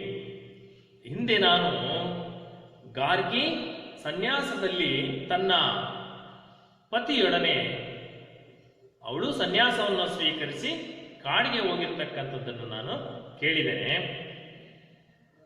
ಸನ್ಯಾಸವನ್ನು ಕೊಂಡು ಪತಿಯೊಳಗೆ ಸಾರಿದರೆ ನಾನು ಅವಳಂತೆಯೇ, ನಾನು ಹಾಗೇನೆ ಸನ್ಯಾಸತ್ವವನ್ನು ಸ್ವೀಕರಿಸಿ ಪತಿಯ ಜೊತೆ ಕಾಡಿಗೆ ಹೋದ್ರೆ ಹೇಗೆ ಎನ್ನುವ ಒಂದು ಹಂಬಲವನ್ನ ರಾಜನ ಬಳಿ ಇರ್ತಾಳೆ. ಈಗ ನೀನಿಹ ರೀತಿ ಸನ್ಯಾಸವಲ್ಲವೇ? ಈಗ ನೀನಿರೋದು ಕೂಡ ಸನ್ಯಾಸತ್ವವನ್ನು ಸ್ವೀಕರಿಸಿದ ಹಾಗೆ ಇದೆಯಮ್ಮ, ಮತ್ತ್ಯಾಕೆ ಸನ್ಯಾಸವನ್ನು ಸ್ವೀಕರಿಸಿ ಕಾಡಿಗೆ ಹೋಗ್ತಿದೀಯಾ ಅಂತಂದೇಳಿ ರಾಜ ಒಂದು ಸಮಾಧಾನದ ಮಾತನ್ನ ತನ್ನ ಸೊಸೆಗೆ ಮತ್ತು ಮೊಮ್ಮಗಳಿಗೆ ಹೇಳ್ತಕ್ಕಂಥ ಮಾತನ್ನು ನಾವಿಲ್ಲಿ ಕಾಣ್ಬೋದಾಗಿದೆ. ಯಶೋಧರೆ ಅದಕ್ಕೆ, ಆಣ್ಮ ಸನ್ಯಾಸಿಯಾಗಿಹರೆಂಬುದನ್ನು ನೆನವ ಸಾಧನೆಯ ವೇಷವಿದು. ಇಂದು ನಿಜದಲ್ಲಿ ನಾನು ಸನ್ಯಾಸವನ್ನು ಕೊಂಡು ಪತಿಯೆಡೆಗೆ ಸಾರಿದರೆ, ಆದರೆ ನನ್ನ ಗಂಡ ನಿಜವಾಗಿಯೂ ಸನ್ಯಾಸತ್ವವನ್ನು ಸ್ವೀಕರಿಸಿ ಕಾಡಿನಲ್ಲಿ ಇದ್ದಾನೆ, ಆದರೆ ನಾನು ಅವನ ಹೆಸರಿನಲ್ಲಿ ಇಲ್ಲಿ ಒಂದು ರೀತಿ ಸನ್ಯಾಸಿನಿಯಾಗಿ ನಾನು ಅರಮನೆಯಲ್ಲಿದ್ದೀನಿ. ಹಾಗಾಗಿ ನಿಜವಾದಂತಹ ಸನ್ಯಾಸತ್ವವನ್ನು ಸ್ವೀಕರಿಸಿ ಅವನ ಜೊತೆಯಲ್ಲಿಯೇ ನಾನು ಅವನ ಸೇವೆಯನ್ನು ಮಾಡಿಕೊಂಡಿರ್ತೀನಿ ಅಂತಂದು ಕೇಳ್ತಾನೆ. ಆಗ ಪತಿಯೆಡೆಗೆ ಸಾರುವರೆ ಸನ್ಯಾಸವನ್ನು ಕೊಡಲು ಅದನ್ನು ಸನ್ಯಾಸವೆನ್ನುವುದೆಂತು ಅಮ್ಮಾಜಿ? ಪತಿಯ ಜೊತೆ ಇರ್ತಕ್ಕಂತಹ ಒಂದು ಸತಿಯನ್ನ ಅದನ್ನು ಸನ್ಯಾಸತ್ವವನ್ನು ಸ್ವೀಕರಿಸಿದವರು ಅಂತ ಹೇಳೋದಕ್ಕೆ ಸಾಧ್ಯನೇ ಅಂತೇಳಿ ರಾಜ ತನ್ನ ಸೊಸೆಗೆ ಸಮಾಧಾನದ ಮಾತುಗಳನ್ನ ಹೇಳ್ತಾನೆ. ಆಗ ಯಶೋಧರೆ ಹೇಳ್ತಾನೆ, ನನಗೆ ಕವಿದಿರುವ ಮಂಕನು ನೆನೆಯೇ ನನಗೆ ನಗೆ ಬರುತ್ತಲಿದೆ. ನನಗೆ ಮುತ್ಕೊಂಡಿರ್ತಕ್ಕಂತಹ ಮಂಕು ಅಂದ್ರೆ ಭ್ರಾಂತಿ, ಅದು ನೆನೆಸ್ಕೊಂಡ್ರೆ ನನಗೆ ನಗೆ ಬರ್ತಾ ಇದೆ, ನನಗೆ ನಗು ಬರ್ತಾ ಇದೆ, ಅಂತೆ ಅಳು ಬರುತ್ತಲಿದೆ. ನನಗೆ ಅಳುಬೇಕು ನಗುಬೇಕು ಒಂದು ಗೊತ್ತಾಗ್ತಾ ಇಲ್ಲ, ಏನು ಮಾಡುವುದು ತೋರ್ತಾ ಇಲ್ಲ. ಎಂತೂ ನಡೆಯಲಿ, ನೀವೇ ಅಪ್ಪಣೆ ಮಾಡಿ, ನಾನು ಯಾವ ರೀತಿ ನಡ್ಕೊಳ್ಳಿ, ನೀವೇ ನನಗೆ ಅಪ್ಪಣೆಯನ್ನು ಮಾಡಬೇಕು, ಅದರಂತೆ ನಡೆಯುವೇನು ಅಂತೇಳಿ ಯಶೋಧರೆಯ ರಾಜನ ಬಳಿ ಕೇಳ್ತಾನೆ. ಅದಕ್ಕೆ ರಾಜ, ಕುವರನಿಗೆ ಹೇಳಿ ಕಳಿಸು, ಅವನಿಷ್ಟವನ್ನು ತಿಳಿದು ಅದರಂತೆ ನಡೆಯುವ. ನನ್ನ ಮಗ ಅಂದರೆ ನಿನ್ನ ಗಂಡನಿಗೆ ಹೇಳಿ ಕಳಿಸ್ತೇನೆ, ಅವನ ಇಷ್ಟ ಏನಿದೆ ಅನ್ನೋದನ್ನ ತಿಳ್ಕೊಂಡು ಆ ನಂತರ ಮುಂದುವರಿಯುವಂತೆ ಅಂತಂದು ತನ್ನ ಮಗನ ಮೇಲೆ ಹಾಕಿ ರಾಜ ತಪ್ಪಿಸ್ಕೊಳ್ತಾನೆ. ಯಶೋಧರೆ ಆಗಬಹುದು, ಇಂದೇ ಬೇಹನು ಕಳಿಸಿ, ಆಯ್ತು ಇವತ್ತೇ ಬೇಹನು ಅಂತಂದ್ರೆ ಗೂಢಾಚಾರಿಗಳನ್ನ ಕಳಿಸ್ಕೊಡಿ ಅಂತ. ಆಗ ರಾಜ ಕಳುಹುವೇನು, ಯಾರಲ್ಲಿ? ರಾಜ ಏನ್ ಮಾಡ್ತಾನೆ, ಅದಕ್ಕೆ ಯಾರಲ್ಲಿ ಬೇಹುಗಾರಿಕೆಯಿಂದ ಅವನ್ನ ಕಳಿಸ್ತೀನಿ ಈಗಲೇ ಅಂತೇಳಿ ರಾಜ ಹೇಳ್ತಾನೆ. ಅದಕ್ಕೆ ಪಕ್ಕದಲ್ಲೇ ಇದ್ದಂತಹ ಮೊಮ್ಮಗ ರಾಹುಲ, ತಾತ ಅಣ್ಣನ ನೋಡೆ ಯಾರನ್ನೋ ಕಳುಹುವಿರ, ನಾ ಹೋಗಿ ಬರುವೆನು, ನನ್ನನ್ನು ಕಳುಹಿ. ನಮ್ಮಪ್ಪನನ್ನ ನೋಡೋದಕ್ಕೆ ಈ ಬೇರೆ ಯಾರನ್ನೋ ಕಳಿಸ್ತಾ ಇದ್ದೀರಲ್ಲ, ನನ್ನನ್ನೇ ಕಳಿಸಿ, ನಾನೇ ಹೋಗಿ ಬರ್ತೇನೆ ಅಂತೇಳಿ ರಾಹುಲ ತನ್ನ ತಾತನನ್ನ ಕೇಳ್ಕೊಳ್ತಾನೆ. ಯಶೋಧರೆ, ಅಣ್ಣಯ್ಯ, ಮೊದಲು ಬೇಹಿನ ಜನರು ಹೋಗಿ ಅವರಿಚ್ಛೆಯನ್ನು ತಿಳಿದು ಮರಳಲಿ. ಮೊದಲು ಬೇಹುವಿನ ಅಂದ್ರೆ ಗೂಢಾಚಾರಿಗಳು ಹೋಗಿ ಅವರ ಇಚ್ಛೆಯನ್ನ ತಿಳಿದು ಬರಲಿ. ಆ ನಂತರ ನಾವು ಮುಂದಿನ ಒಂದು ತೀರ್ಮಾನವನ್ನು ಕೈಗೊಳ್ಳೋಣ ಅಂತೇಳಿ ಆ ಯಶೋಧರೆ ತನ್ನ ಮಗನಿಗೆ ಸಮಾಧಾನವನ್ನ ಹೇಳ್ತಾಳೆ. ರಾಹುಲ ಅದಕ್ಕೆ ಮತ್ತೆ ಹೋಗುವುದಂತೆ, ಮತ್ತೆ ನಾನು ಈಗಲೇ ಹೋಗಬೇಕು, ಅಯ್ಯೋ ಅದು ಯಾವಾಗಲೂ ಹೋಗ್ಬೇಕಂತೆ, ಅದು ಸಾಧ್ಯ ಇಲ್ಲ, ನಾನು ಈಗಲೇ ಹೊರಡಬೇಕು. ನಿಮಗೇನು, ಅಣ್ಣನನ್ನು ನೋಡಿಹಿರಿ, ನಿಮಗೇನು, ನಮ್ಮಪ್ಪನನ್ನ ನೀವೆಲ್ಲ ನೋಡಿದ್ದೀರಾ, ನೋಡಬೇಕೆಂದ ಆಸೆ ಅಷ್ಟು ಬಲವಾಗಿಲ್ಲ, ಇವಾಗಲೇ ಈಗ ನೋಡಿರೋದ್ರಿಂದ ನಿಮಗೆ ನೋಡಬೇಕು ಅಂತ ಆಸೆ ಅಷ್ಟೊಂದು ಬಲವಾಗಿಲ್ಲ. ನಾನವರ ನೋಡಿಲ್ಲ, ನಾನು ಅವರನ್ನ ಹುಟ್ಟಿದಾಗಲಿಂದಲೂ ನೋಡೇ ಇಲ್ಲ. ಹಾಗಾಗಿ ಇನ್ನೆಷ್ಟು ದಿನಕ್ಕೆ ನೋಡುವುದು, ಇನ್ನು ಎಷ್ಟು ದಿನ ಅಂತಂದು ನಾನು ಕಾಯ್ಲಿ, ಇನ್ನೆಷ್ಟು ದಿನ ಆಗುತ್ತೆ ಅವ್ರು ನೋಡೋದಕ್ಕೆ, ಇನ್ನೆಷ್ಟು ದಿನಕ್ಕೆ ನೋಡುವುದು. ಅಮ್ಮಾಜಿ ನಿನಗೆ ಭಯ ಬೇಡಮ್ಮ, ಅಮ್ಮಾಜಿ ನಿನಗೆ ಭಯ ಬೇಡ, ನಾ ಮರಳಿ ಬಹೆಮೆಮ್ಮ, ನಾನು ವಾಪಸ್ ಮರಳಿ ಬರ್ತೀನಮ್ಮ, ನಿಜವಾಗಿಯೂ ಬಹೇನು, ನಿಜವಾಗಿಯೂ ನಾನು ವಾಪಸ್ ಬಂದೇ ಬರ್ತೀನಿ, ಅಲ್ಲಿಯೇ ನಿಲನಮ್ಮ, ನಾನು ಅಲ್ಲೇ ಇರೋದಿಲ್ಲ, ವಾಪಸ್ ಬಂದೇ ಬರ್ತೀನಿ, ನನ್ನ ಕಳುಹಿಸಮ್ಮ, ನನ್ನನ್ನು ಕಳುಹಿಸ್ಕೊಡು, ಅವರನ್ನ ಕರೆತರುವೆ, ನನ್ನನ್ನು ಕಳಿಸ್ಕೊಡು, ನಾನು ಅವರನ್ನ ಕರ್ಕೊಂಡು ಬರ್ತೀನಿ. ಅಣ್ಣನನ್ನು ನೋಡಬೇಕೆಂದು, ಅವರೊಡನಿದ್ದು ಮಾತನಾಡಬೇಕೆಂದು ನನಗೆ ಬಹು ಆಸೆ ಇದೆ.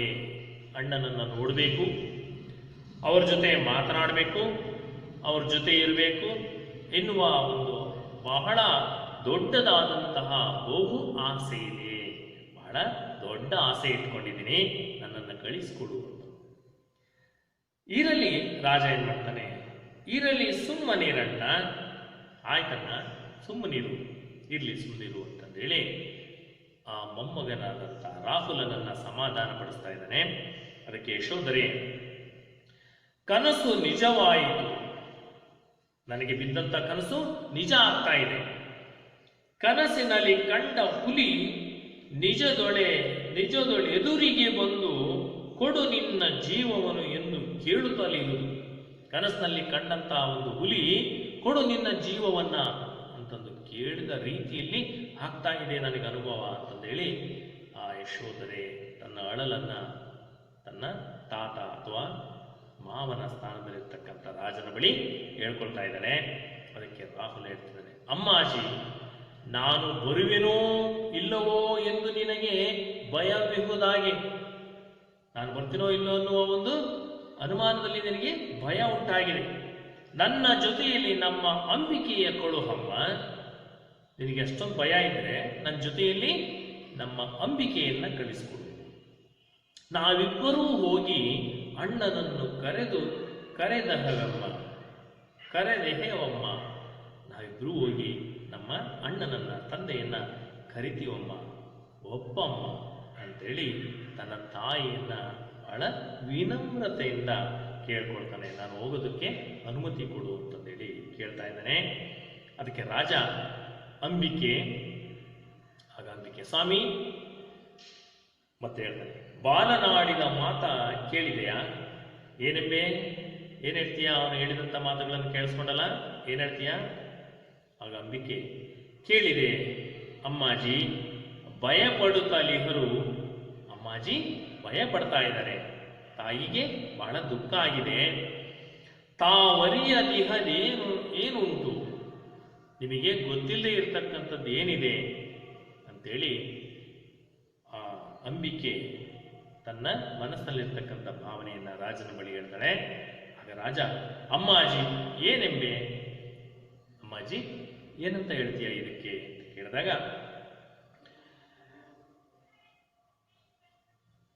ಅಮ್ಮಾಜಿ ಏನೆಂಬೆ, ಅಂಬಿಕೆಯ ಜೊತೆಯಲ್ಲಿ ರಾಹುಲನ ಕಳುಹಿಸಲು ಧೈರ್ಯವಾಗಿರಬಹುದು. ಏನ ಹೇಳುವೆ? ಅಂಬಿಕೆಯ ಜೊತೆ ಮಾಡಿ ರಾಜಕುಮಾರನ ಜೊತೆಯಲ್ಲಿ ಅಂಬಿಕೆಯನ್ನ ಕಳಿಸಿ ಕೊಡಬಹುದು. ಇದಕ್ಕೆ ನೀನೇನು ಹೇಳ್ತೀಯ ಹೇಳಿದಾಗ ಯಶೋಧರೆ, ನನಗೆ ಯಾವುದೂ ತೋಚದಿದೆ, ನನಗೇನೂ ಗೊತ್ತಾಗ್ತಾ ಇಲ್ಲ, ಯಾವುದೂ ತಿಳಿತಾ ಇಲ್ಲ ಅಂತ ಹೇಳ್ತಾಳೆ. ಅವರ ನೋಡುವ ಪುಣ್ಯ ನನ್ನ ಈ ಕಣ್ಗಳಿಗೆ ಇರುವುದೋ ಇಲ್ಲವೋ ನಾನರಿಯೆ. ಅವರನ್ನ ಮತ್ತೆ ನೋಡ್ತಕ್ಕಂತಹ ಪುಣ್ಯ ಈ ಕಣ್ಣುಗಳಿಗೆ ಇದೆಯೋ ಇಲ್ವೋ ನನಗೆ ಗೊತ್ತಿಲ್ಲ. ಬಾಲಕನು ತನ್ನ ತಂದೆಯ ನೋಡಬೇಕೆಂದು ಆಶಿಸಲು ಬೇಡುವೆನೆನ್ನುವುದು ಸರಿಯೇ ಎಂದು ಆಂತರ್ಯ ಸಂದೇಹದೊಳಗಿರುವುದು. ಅವನು ಚಿಕ್ಕ ಬಾಲಕ, ತಂದೆಯನ್ನೇ ನೋಡದಂತಹ ಬಾಲಕ, ಅವನು ತಂದೆಯನ್ನ ನೋಡಬೇಕು ಅಂತಕ್ಕಂಥದ್ದು ಅಂತಹ ಹಂಬಲವನ್ನ ವ್ಯಕ್ತಪಡಿಸೋದು ಸರಿಯಾಗೇ ಇದೆ. ಆದರೆ ಅವನಿಗೆ ಏನು ಹೇಳಬೇಕು ಅನ್ನೋದು ನನಗೆ ತೋಚ್ತಾ ಇಲ್ಲ. ನನಗೆ ಸಂದೇಹ ಆಗಿದೆ, ಕಳಿಸಲು ಬೇಡುವ ಎನ್ನುವ ಅನುಮಾನ ಇದೆ. ಕಳುಹುವುದು ಸರಿ ಎಂದು ನಿಮಗೆ ತೋರಿದರೆ ಕಳುಹಿರಿ. ಅವನನ್ನ ಕಳಿಸೋದು ಸರಿ ಅಂತ ಅನ್ಸಿದ್ರೆ ಕಳಿಸ್ಕೊಡಿ. ಬೇಡುವೆನು, ನಾನು ನಿಮ್ಮನ್ನ ಬೇಡ್ಕೊಳ್ತಾ ಇದ್ದೀನಿ. ರಾಹುಲ ಅದಕ್ಕೆ, ಅಮ್ಮ ಎಷ್ಟು ಒಳ್ಳೆಯವಳಮ್ಮ ನೀನು, ಎಷ್ಟು ಒಳ್ಳೆಯವಳು.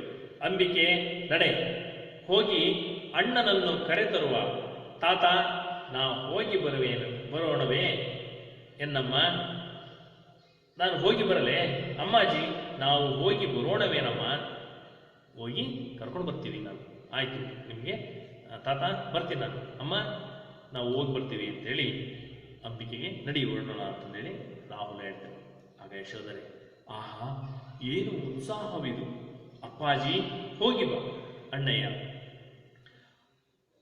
ನನ್ನ ಮರೆಯದಿರಣ್ಣ. ಅಪ್ಪಾಜಿ ಹೋಗಿ ಬಾ. ಅಣ್ಣಯ್ಯ, ನನ್ನ ಮರೆಯದಿರಣ್ಣ. ನಿಮ್ಮಣ್ಣ ನನ್ನ ಮರೆತರು, ನಿಮ್ಮಪ್ಪ ನನ್ನನ್ನು ಮರೆತುಬಿಟ್ರು, ಆದ್ರೆ ನೀನು ನನ್ನನ್ನು ಮರಿಬೇಡ. ನನ್ನ ಬದುಕೆಲ್ಲ ಬಯಲಾಯಿತು, ನನ್ನ ಜೀವನವೇ ಒಂದು ರೀತಿ ಬರಡು ಭೂಮಿಯಾಗಿದೆ. ಅವರು ಬಿಟ್ಟಂತೆ ನೀನೆಲ್ಲ ಕೈ ಬಿಡಬೇಡ.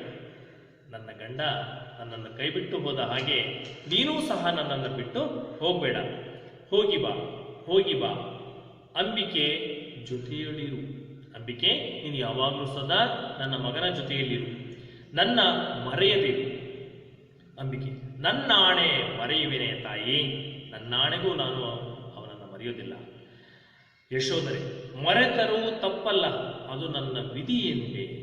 ಅಕಸ್ಮಾತ್ ನೀನು ಮರೆತರೂ ಅದು ತಪ್ಪಿಲ್ಲ, ಅದು ನನ್ನ ಹಣೆ ಬರಹ ಅಂತ ಅಂದ್ಕೊಳ್ತೀನಿ ಅಂತ. ರಾಜ, ನಿನ್ನ ವಿಧಿ ಕೆಟ್ಟದೆಂದೆಣಿಸದಿರು. ಅಮ್ಮಾಜಿ, ನಿನ್ನ ವಿಧಿಯನ್ನ ಕೆಟ್ಟದ್ದು ಅಂತಂದು ತಿಳ್ಕೊಬೇಡ ಅಮ್ಮಾಜಿ. ನಿನ್ನ ಅರಸನೀಗ ಲೋಕಕ್ಕೆ ಪೂಜ್ಯನೆನಿಸಿಹನು. ನಿನ್ನ ಗಂಡ ಇಡೀ ಜಗತ್ತೇ ಪೂಜಿಸುವಂತಹ ವ್ಯಕ್ತಿ ಆಗ್ತಾ ಇದ್ದಾನೆ. ರಾಜ್ಯವಾಳುವುದೆಂಬ ಕಿರಿಯ ಹಿರಿಮೆಯನ್ನು ಜಗದ ಜೀವಗಳ ಉದ್ಧರಿಪ ಹಿರಿಮೆಯನ್ನು ಅಳವಟ್ಟು. ಅವನು ರಾಜ್ಯವನ್ನ ಆಳ್ವಿಕೆ ಮಾಡಿದ್ರೆ ಬರೀ ರಾಜ್ಯಕ್ಕೆ ರಾಜನಾಗಿರ್ತಾನೆ, ಆದರೆ ಅವನು ಹೊರಟಿರೋದು ಇಡೀ ಜಗತ್ತಿಗೆ ರಾಜನಾಗಿರ್ತಕ್ಕಂತಹ ದೊಡ್ಡ ಹಿರಿಮೆಯನ್ನ ಸಾಧನೆ ಮಾಡತಕ್ಕಂಥ ಒಂದು ಇದರಲ್ಲಿ ಹೋಗಿದ್ದಾನೆ. ಅಂತಹ ವ್ಯಕ್ತಿ ಆಗ್ತಾನೆ. ನೋಡ್ತಾ ಇರೋದು ರಾಜ ಅಧಿರಾಜ ವೃಂದಗಳಿಂದ ಓಲೈಸಿಕೊಳ್ಳುತ್ತ ಚಕ್ರಾಧಿಪತಿಯಂತೆ ನಿಂದಿಹನು. ರಾಜ ಮಹಾರಾಜರೆಲ್ಲರೂ ಓಲೈಸುವಂತೆ ಇಷ್ಟಪಡುವ ಹಾಗೆ ಚಕ್ರಾಧಿಪತ್ಯವನ್ನ ಅವನು ಅಲಂಕರಿಸ್ತಾನೆ. ನೋಡ್ತಾ ಇರು, ಆ ಸ್ಥಾನದಲ್ಲಿ ನಿಂತ್ಕೊಳ್ತಾನೆ. ಏಕೆ ಚಿಂತಿಸುವೆ? ಯಾತಕ್ಕೋಸ್ಕರ ನೀನು ಚಿಂತೆ ಮಾಡ್ತಾ ಇದೀಯಾ? ಈ ಬಾಲಕನು ನಿನ್ನ ಈ 10 ವರ್ಷದ ತಪವೇ ಮೇವೆತ್ತು. ಈ 10 ವರ್ಷದ ಈ ಬಾಲಕ, ಈ 10 ವರ್ಷದ ನಿನ್ನ ಜೊತೆಯಲ್ಲಿದ್ದಲ್ಲ, ಅದೇ ನಿನ್ನ ತಪಸ್ಸು ಅಂತ ತಿಳ್ಕೋ. ನಿನ್ನಾಣ್ಮನನು ಕರೆಯ ಹೊರಟಂತೆ ಹೊರಟಿಹನು. ನಿನ್ನ ಗಂಡನನ್ನ ಕರ್ಕೊಂಡು ಬರ್ತೀನಿ ಅಂತಂದೇಳಿ ಹೊರಟಿದ್ದಾನೆ. ವಿಧಿಯರಿತು ನಡೆವ ಹವನದಲ್ಲಿ ಉದ್ಗಾತೃಗಳು ಸ್ವರ ಹಿಡಿದು ಸೊಗಸಾಗಿ ನುಡಿದ ಶಕ್ತಿಯ ಮಂತ್ರ ದೇವರನ್ನು ತರುವಂತೆ ನಮ್ಮ ಈ ಬಾಲಕನು ನಮ್ಮ ಸಿದ್ಧಾರ್ಥನನ್ನು ಬಿಡದೆ ತಂದೇ ತಹನು. ಹೋಮದಲ್ಲಿ ಬ್ರಾಹ್ಮಣರು ಉದ್ಗಾತ್ರರು ಮಂತ್ರಗಳನ್ನು ಹೇಳಿ ದೇವರನ್ನು ಕರೆಸುವ ಹಾಗೆ ನಮ್ಮ ಬಾಲಕ ಈಗ ಹೊರಟಿದ್ದಾನೆ. ಅವನು ತನ್ನ ತಂದೆಯನ್ನ ಕರ್ಕೊಂಡು ಬಂದೇ ಬರ್ತಾನೆ. ಆ ಒಂದು ನಂಬಿಕೆಯಲ್ಲಿ ನಾವು ಇರೋಣ ಅಂತ ಹೇಳಿ ಹೇಳ್ತಾನೆ. ಬಿಡದೆ ತಂದೆ ತಹನು, ಅವನನ್ನು ಬಿಡದೆ ಕರ್ಕೊಂಡು ಬಂದೇ ಬರ್ತಾನೆ.